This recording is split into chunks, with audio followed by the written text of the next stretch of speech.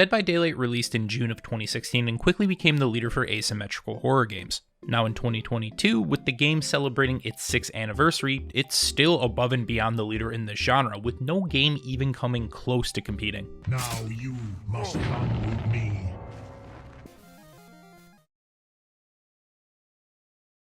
That's not to say that there hasn't been attempts at overthrowing it. The past few years has seen a rise in titles with Dead by Daylight's signature 1v4 dynamic, but they never seem to last. I think competition is essential in anything, especially gaming, and Dead by Daylight is far from a perfect title, so then how did we get to this point where either developers would have to fuck up royally or the perfect game gets released to dethrone it? That's exactly what we'll be diving into today, taking a look at some of the competitors and discussing the main reasons why Dead by Daylight seems like an unkillable game. Dead by Daylight actually reminds me a lot of another game I play, For Honor. Both unique games created by Montreal developers that seem to have no chance at dying. However, For Honor has been able to maintain relevancy because of its one-of-a-kind combat system. If the game pisses you off, you can't play a close alternative because, frankly, none exist. On the other hand, Dead by Daylight has seen numerous attempts to enter the space, but none have really panned out. Let's take a look at just a few. The biggest potential threat to Dead by Daylight so far came from Friday the 13th. And if you look around, I think even the wildlife is starting to come back. An asymmetrical horror game where up to 8 people could play in one session. One player was selected to control Jason, and their goal was to kill as many counselors as possible before time runs out. The counselor's main objective is to escape the map alive through the help of the map's side objectives. It was a little more in-depth for what the survivors could do, and the only killer is obviously Jason, but at its core, it's the exact same goal as Dead by Daylight. Killers gotta kill, survivors gotta survive. The game saw decent success, hitting an all-time peak of over 16,000 players on Steam, but ultimately the game was a buggy mess and they got into some licensing issues with the co-creator of the series that caused the servers to shut down in 2020. But, at least it's got some good memes.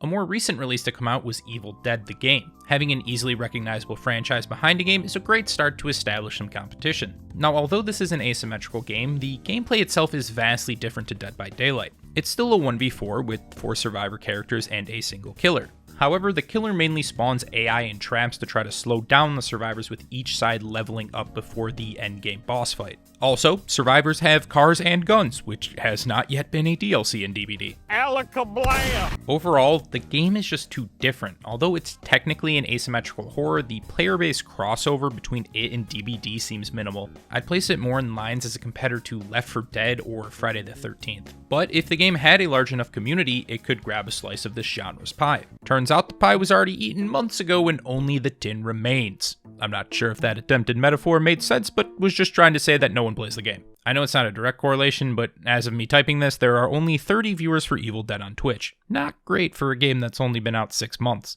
The most recent game in the Kill Dead by Daylight saga has to be Video Horror Society. I saw a lot of hype for this game around the Dead by Daylight community, and it's probably the most similar in gameplay. It actually has a quote-unquote looping mechanic, and stealth playstyles are also effective. You can even see people hiding in lockers, for fuck's sake. The main difference for this game comes from the objective. Killer still needs to kill, but in this game, the survivors also have to kill. They have to craft kill weapons, and once the killer has been hit with each one, he dies and you win the game. VHS technically isn't even out yet, but the developers may have killed it before it actually does. What are you doing?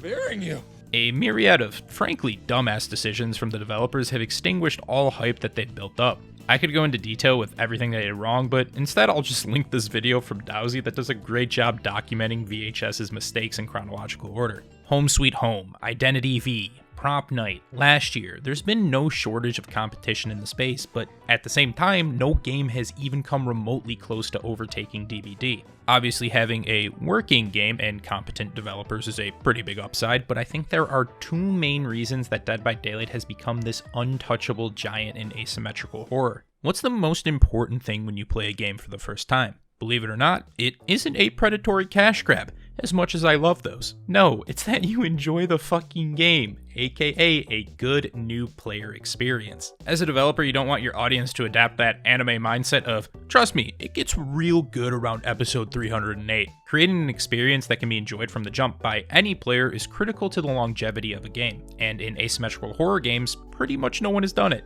As much as we like to shit on Dead by Daylight, it has been the only game to have a relatively balanced and fun experience for both survivors and killers. This is because for some reason, and I frankly don't know why, other games seem to be obsessed with letting players attack or even kill the killer. DBD has some things that might let you temporarily slow down or stun the killer like pallets or flashlights, but the effects are temporary and have limited uses. But now imagine queuing up for the first time in a game like VHS or Home Sweet Home. You're still learning the controls and you just get fucking blasted by ray guns and lasers or beaten in with a damn stick. That stun her. Oh!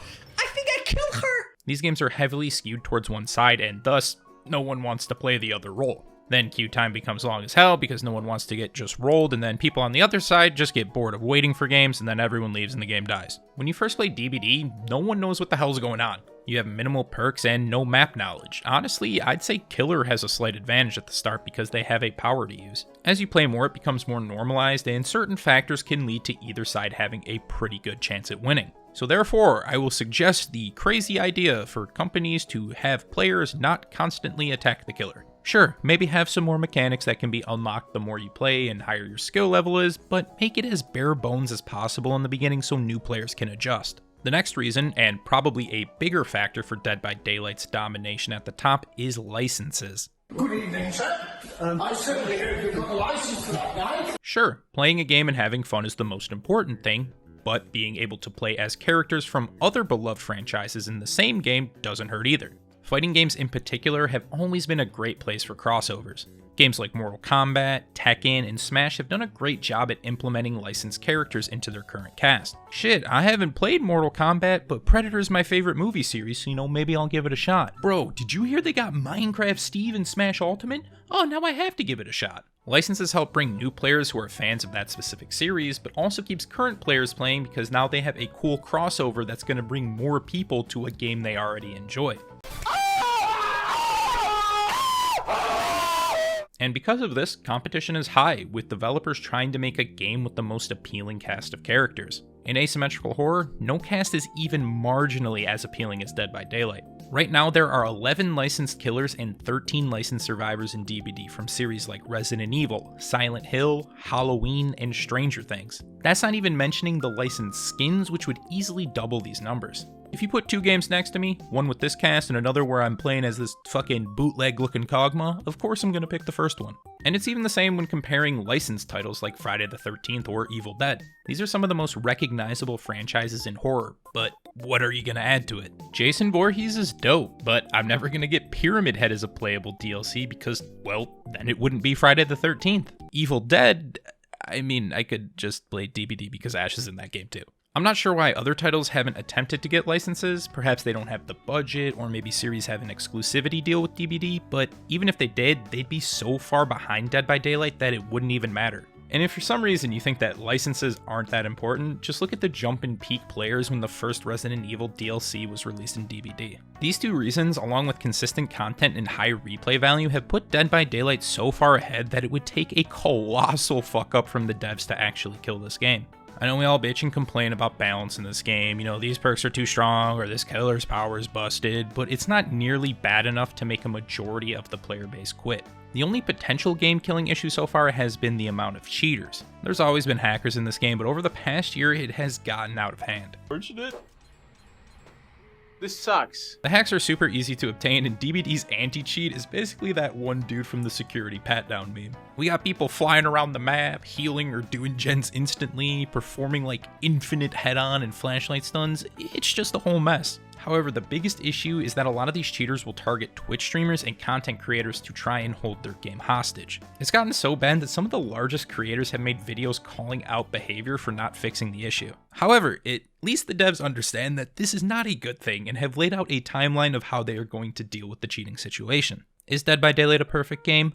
No, but it's pretty easy to get into and has made mostly the right decisions over its life cycle. I'm not saying there will never be a better game than Dead by Daylight to come out in the asymmetrical horror genre, but until now that hasn't happened and doesn't seem like it'll happen anytime soon. I hope you all enjoyed the video. Do you think Dead by Daylight is an unkillable game, or do you think I'm just a stupid idiot head? Let me know in the comments below. If you want to support me further, the link to my Patreon is in the description. It has a bunch of cool features like exclusive content, Discord badges, picking stream games, early access, and shoutouts at the end of my videos, like for Leon, Little PK, Nova, Peppy Jewel, Nicholas Gutierrez, Tech Rob, Shaky Pants, and Chupa.